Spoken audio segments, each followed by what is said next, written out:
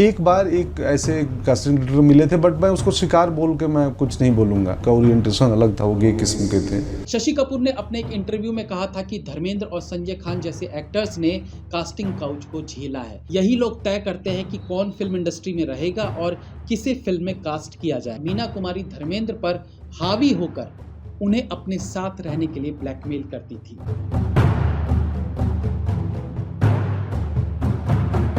Association of Malayalam movie artist एक ऐसी organisation थी जो मलयालम सिनेमा में काम करने वाले लोगों के हक के लिए संगठित की गई थी। इसमें president, vice president, general secretary, joint secretary, treasurer यानी खजांची और एग्जीक्यूटिव कमेटी जैसे पद होते थे, जिन पर मलयालम फिल्म इंडस्ट्री के दिग्गज एक्टर, डायरेक्टर या टेक्नीशियंस को बिठाया जाता था। यह ऑर्गेनाइजेशन 1994 में शुरू की गई थी और हर 3 साल पर इन पदों के लिए दोबारा से चयन किया जाता है। यानी एक बार जिन लोगों को ये पद मिल गया वो 3 साल तक इस पोजीशन पर रहेंगे, उसके बाद वापस मे भी चुनाव काइंड ऑफ होता होगा और फिर वापस ये चुने जाते हैं। 2017 में मलयाली एक्ट्रेस भावना जब शूट से लौट रही थी तब उन्हें रास्ते में किडनैप करके सेक्सुअली असॉल्ट किया गया था। इसमें मलयालम एक्टर दिलीप का नाम सामने आया था कि उसके उन किडनैपर्स के साथ लिंक थे। 2017 में दिलीप को अरेस्ट किया गया, लेकिन अक्टूबर 2017 में उन्हें बेल भी मिल गई। भावना के इस केस के बाद रिटायर्ड केरला हाई कोर्ट जज के हेमा की देखरेख में हेमा कमेटी बनाई गई ताकि इस फिल्म इंडस्ट्री में हरासमेंट और जेंडर इक्वालिटी के इशू का इन्वेस्टिगेशन हो सके। कमेटी ने अपनी रिपोर्ट दिसंबर 2019 में जमा कर दी थी और अब जुलाई 2024 में ये रिपोर्ट पब्लिक की गई है। इस रिपोर्ट में जो जानकारी सामने आई है उसके अनुसार मलयालम फिल्म इंडस्ट्री टॉप के 15 पावरफुल मेल्स के हाथ में है, जो एक्टर, डायरेक्टर और प्रोड्यूसर है। यही लोग तय करते हैं कि कौन फिल्म इंडस्ट्री में रहेगा और किसे फिल्म में कास्ट किया जाएगा। अगर association of Malayalam movie artist के मेंबर्स की बात करें तो इस ऑर्गेनाइजेशन के प्रेसिडेंट है एक्टर मोहनलाल, वाइस प्रेसिडेंट्स है जगदीश और जयंत छेत्राला, जनरल सेक्रेटरी हैं एक्टर सिद्दीकी, जॉइंट सेक्रेटरी है बाबूराज जैकब, ट्रेजरर यानी खजांची हैं उन्नी मुकुंदन जो अगेन मलयालम फिल्म इंडस्ट्री के बड़े नाम हैं। एग्जीक्यूटिव कमेटी में जो मेंबर्स हैं उनके नाम है अनन्या, अनसिबा हसन, काल भवन शाहजोन, सरायू मोहन, सूरज वेन्हारामोडो, सुरेश कृष्णा, टिनी टॉम, टोविनो थॉमस और विनू मोहन। 1994 में बने इस ऑर्गेनाइजेशन में ऐसा पहली बार हुआ है कि एक साथ सभी मेंबर्स ने रिजाइन कर दिया, जो अगेन चौंकाने वाली बात है।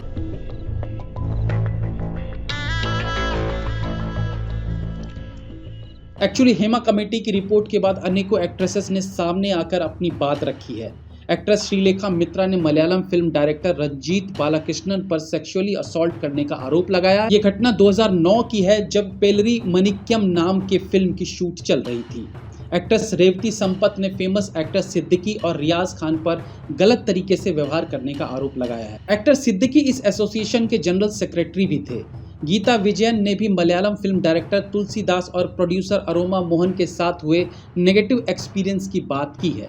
ये 1991 की बात है जब फिल्म चंचट्टम की शूट चल रही थी। इवन एक्ट्रेस श्री देविका ने भी तुलसीदास पर ऐसे ही आरोप लगाए हैं। एक्ट्रेस मीनू मुनीर ने अपने फेसबुक पेज से शोषण करने वाले एक्टर्स की तस्वीरें और नाम पोस्ट करते हुए लिखा है, मैं अपने साथ हुए वर्बल और फिजिकल अब्यूज की घटनाओं को उजागर करने के लिए ये लिख रही हूँ, जिनमें actor Mukesh, Maniyanpilla Raju, Edavela Babu, Jayasurya, advocate Chandrasekharan, production controller Novan और विचू का हाथ है। साल 2013 में एक प्रोजेक्ट पर काम करते हुए इन लोगों ने मेरे साथ मौखिक और शारीरिक शोषण किया था। मैंने कॉपरेट करने और लगातार काम करने की कोशिश की, लेकिन फिर ये बर्दाश्त से बाहर हो गया। फिर मुझ पर ज़बरदस्ती मलयाली फिल्म इंडस्ट्री छोड़ने और चेन्नई शिफ्ट होने का दबाव बनाया गया। ऐसे अनेकों एलिगेशंस अब इन एक्टर, डायरेक्टर पर लगाए जा रहे हैं। अब इन सब के बीच शॉकिंग बात यह है कि इन सब एलिगेशंस पर जांच करने की बजाय कमेटी मेंबर्स का एक साथ रिजाइन कर देना कहीं ना कहीं ये दर्शाता है कि या तो ये सब खुद आरोपी हैं, जो कि सिद्दीकी के केस में तो उन पर आरोप लगा भी है, लेकिन क्या मोहनलाल जैसे बड़े कलाकारों की जानकारी में ये सब कुछ घट रहा था? अगर उन्हें इस इंडस्ट्री में हो रहे यौन शोषण की जानकारी थी तो उन्होंने कोई कदम क्यों नहीं उठाया, क्योंकि वो कई सालों से इस संगठन के मेंबर हैं।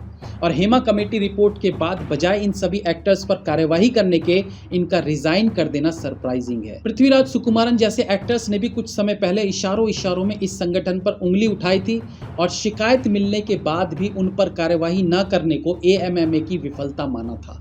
सवाल ये उठता है कि क्या केवल इसी फिल्म इंडस्ट्री में सेक्सुअल असॉल्ट होता है या ये हर इंडस्ट्री की कहानी है। बंगाली फिल्म एक्ट्रेस रीता भरी ने कहा कि ऐसा हमारी इंडस्ट्री में भी होता है और हमें भी हेमा कमेटी की तरह एक इन्वेस्टिगेशन कमेटी चाहिए। देखिए, इस बात को नकारा नहीं जा सकता कि फिल्म इंडस्ट्री ही नहीं हर तरह की इंडस्ट्री में सेक्सुअल हरासमेंट तो होता है। अब क्योंकि सिनेमा एक ग्लैमर इंडस्ट्री है और यहाँ रातों रात स्टार बनने जैसे चांसेस रहते हैं, तो यहाँ कास्टिंग काउच जैसी समस्याएं ज़्यादा बन जाती हैं। कास्टिंग काउच से मतलब है कि फिल्म में काम करने की एवज में अभिनेत्री के साथ गलत संबंध बनाना या उसे सेक्सुअली असॉल्ट करना, इवन छेड़खानी आदि भी इस कैटेगरी में आते हैं। इवन आयुष्मान खुराना जैसे मेल एक्टर्स ने भी कहा था कि उनके सामने भी ऐसी समस्याएं आई थी। क्या आयुष्मान को भी फेस करना पड़ा था कास्टिंग काउच? करना पड़ा था, पर मैं I didn't give in. There was one casting director. Casting couch तो नहीं मिला ना? अरे मिला सर, क्या बात कर रहे हो सर? पंकज त्रिपाठी ने भी एक इंटरव्यू में कास्टिंग काउच जैसी समस्या को पूरी तरह से झुटलाया भी नहीं था। एक बार एक ऐसे कास्टिंग डायरेक्टर मिले थे, बट मैं उसको शिकार बोल के मैं कुछ नहीं बोलूँगा। वो मैं उनका भी सम्मान करता हूँ, वो थोड़े उनका ओरिएंटेशन अलग था, वो गे किस्म के थे। तो बट उन्होंने कुछ नहीं किया मेरे साथ, कुछ भी अनाप शनाप नहीं किया। थोड़े से उनके हाव भाव से लगे कि, बट बाकी उन्होंने कुछ भी मेरे साथ गलत नहीं किया ऐसा। लेकिन क्या कास्टिंग काउच हिंदी सिनेमा में नया है और क्या इसकी शिकार सिर्फ लड़कियां हुई है? तो जवाब है नहीं। शशि कपूर ने अपने एक इंटरव्यू में कहा था कि धर्मेंद्र और संजय खान जैसे एक्टर्स ने कास्टिंग काउच को झेला है। उन्होंने कहा कि धर्मेंद्र पुरानी दिग्गज एक्ट्रेसेस के हाथों ब्लैकमेल होते थे। विनोद मेहता द्वारा लिखी बायोग्राफी में बताया गया था कि जब 25 साल की उम्र में धर्मेंद्र ने फिल्म इंडस्ट्री में कदम रखा था, तब मीना कुमारी ऑलरेडी एक बड़ी स्टार थी। धर्मेंद्र और मीना कुमारी ने साथ में फिल्म की और मीना कुमारी ने धर्मेंद्र को अपने कंट्रोल में ले लिया था। खबर थी कि दोनों के बीच रिलेशंस हैं और मीना कुमारी धर्मेंद्र पर हावी होकर उन्हें अपने साथ रहने के लिए ब्लैकमेल करती थी। ये सब उस वक्त के न्यूज़ में भी छपा था। इसी प्रकार से सुभाष घई पर भी मनीषा कोइराला को अपने बंगलों पर बुलाकर जबरदस्ती करने की बात सामने आई थी। हालांकि इस पर स्पष्टता से कुछ नहीं कहा जा सकता, लेकिन ये न्यूज़ चर्चा में रही थी। मनीषा कोइराला ने इस पहली फिल्म सौदागर के बाद क्यों सुभाष घई के साथ कभी काम नहीं किया, ये भी एक बड़ा प्रश्न है। कास्टिंग काउच या यूं कहिए कलाकारों के साथ नाइंसाफी और तरीकों से भी होती है।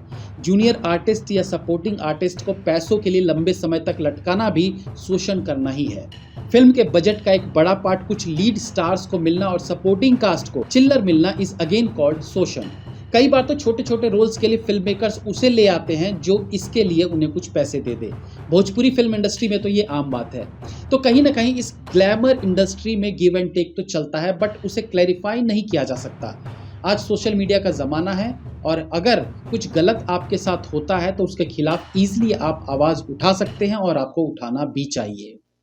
Have a nice day.